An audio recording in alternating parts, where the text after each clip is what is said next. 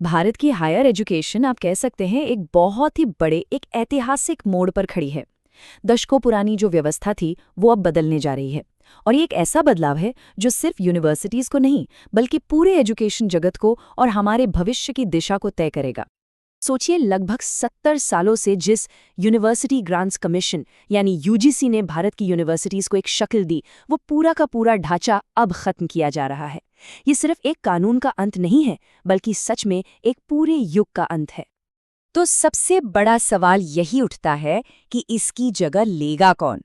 और इसका जवाब एक नहीं बल्कि दो बड़े सुधारों में छिपा है। ये दोनों सुधार एक साथ लाए जा रहे हैं और इन्होंने अकादमिक जगत में एक नई, आप कह सकते हैं, जबरदस्त बहस छेड़ दी है। चलिए इस विश्लेषण में इसी को समझने की कोशिश करते हैं। तो सबसे पहले बात करते हैं विकसित भारत शिक्षा अधिष्ठान यानी VBSA बिल 2025 की। ये सरकार का वो एम्बिशियस कदम है जो पुराने सिस्टम की जगह लेने के लिए तैयार किया गया है। इस बिल का मेन मकसद क्या है? सिंपल है, रेगुलेशन का जो बिखरावा ढांचा है उसे एक करना। मतलब अब तक जो काम यूजीसी, AICTE और NCTE अलग अलग करते थे, वो सब कुछ अब VBSA के अंडर आ जाएगा। ये आइडिया नेशनल एजुकेशन पॉलिसी 2020 से आया है, जिसका सपना एक लाइट बट टाइट सिस्टम बनाने का है। अब ये नया ढांचा सुनने में थोड़ा सा कॉम्प्लेक्स लग सकता है ना, तो चलिए इसे आसान बनाते हैं। देखिए, सबसे ऊपर होगा VBSA कमीशन। ये पूरे सिस्टम का दिमाग होगा जो बड़ी बड़ी नीतियां बनाएगा। और इसके नीचे होंगी 3 काउंसिल। रेगुलेटरी काउंसिल एक तरह से एनफोर्सर का काम करेगी, जो एडमिशन से लेकर शिकायतों तक सब कुछ संभालेगी। एक्रेडिटेशन काउंसिल एक ऑडिटर की तरह होगी, जो संस्थानों की क्वालिटी चेक करेगी। और आखिर में स्टैंडर्ड्स काउंसिल, जो एक आर्किटेक्ट की तरह पूरे एजुकेशन सिस्टम का ब्लूप्रिंट यानी करिकुलम और स्टैंडर्ड्स तैयार करेगी। और अब आते हैं VSBA बिल के उस हिस्से पर जिसने सबसे ज्यादा बहस छेड़ी है। ये वो मुद्दा है जिस पर सबसे ज्यादा टकराव की स्थिति बनी हुई है। ये इस बिल का सबसे बड़ा और आप कह सकते हैं सबसे मौलिक बदलाव है। VBSA के पास रेगुलेशन की ताकत तो होगी, लेकिन यूनिवर्सिटीज को पैसा यानी ग्रांट देने की ताकत नहीं होगी। आपको याद होगा, ये काम तो UGC के नाम और काम का सबसे जरूरी हिस्सा था, जिसे अब पूरी तरह से खत्म किया जा रहा है। शिक्षा जगत में इस बदलाव को लेकर आप समझ सकते हैं गहरी चिंता है। आलोचकों का मानना है कि इससे यूनिवर्सिटीज की स्वायत्तता, उनकी आज़ादी खत्म हो जाएगी। उनका कहना है कि रेगुलेटर से फंडिंग की शक्ति छीनकर सीधे मंत्रालय को देना वित्तीय स्वायत्तता का राष्ट्रीयकरण करने जैसा है और इससे अकादमिक आज़ादी को खतरा हो सकता है।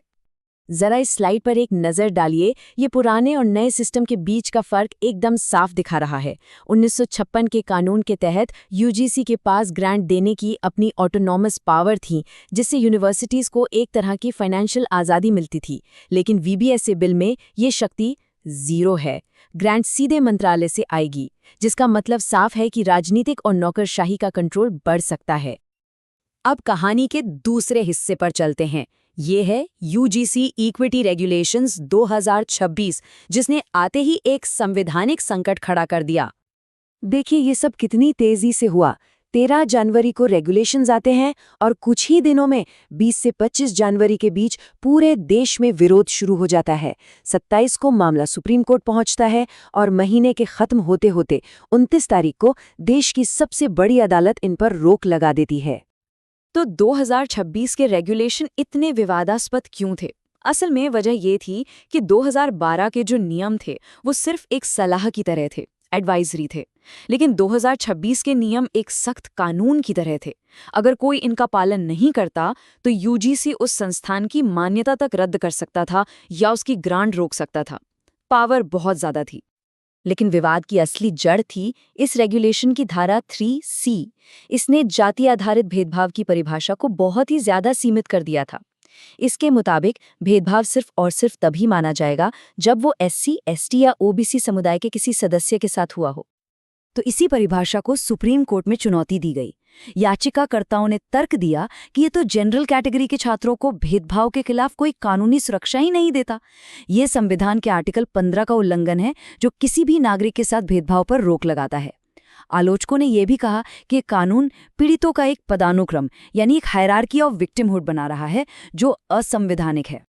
और फिर इस कहानी का क्लाइमैक्स आया, जब देश की सर्वोच्च अदालत ने इस मामले में दखल दिया और एक बहुत ही अहम फैसला सुनाया। सुनवाई के दौरान भारत के चीफ जस्टिस की टिप्पणी बहुत ही गंभीर थी। उन्होंने कहा कि ये रेगुलेशन समाज को बांट सकते हैं और इनके परिणाम बहुत व्यापक और खतरनाक हो सकते हैं। उनकी चिंता इस बात को लेकर थी कि क्या हम 75 साल बाद पीछे की ओर जा रहे हैं।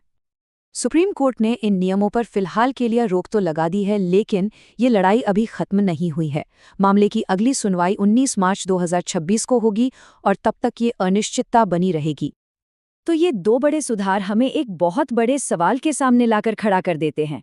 भारतीय उच्च शिक्षा का भविष्य आखिर होगा क्या, आज़ादी या कंट्रोल? चलिए इसे संक्षेप में समझते हैं। एक तरफ है VBSA बिल, जो एक मॉडर्न सिस्टम बनाने का वादा करता है, लेकिन इससे यूनिवर्सिटीज की आज़ादी छीनने का खतरा है, और ये बिल अभी संसदीय समिति के पास है। दूसरी तरफ हैं इक्विटी रेगुलेशंस, जिनकी नीयत शायद अच्छी थी, लेकिन उनके कानूनी ढांचे में खामियां थीं और सुप्रीम कोर्ट ने उन्हें रोक दिया है। और अंत में यही सबसे बड़ा सवाल बचता है।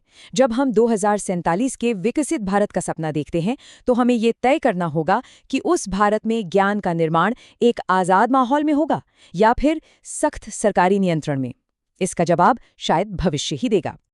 इस तरह का विश्लेषण तैयार करने के लिए आप जानते हैं, बहुत गहरी रिसर्च और कड़ी मेहनत की ज़रूरत होती है। अगर आप हमारे काम की सराहना करते हैं, तो हम आपसे समर्थन की उम्मीद करते हैं। आप हमारे चैनल को सब्सक्राइब करके, इस विश्लेषण को शेयर करके और इसे लाइक करके हमारी मेहनत को सफल बना सकते हैं। आपके समर्थन से हमें ऐसा काम करते रहने की प्रेरणा मिलती है। धन्यवाद।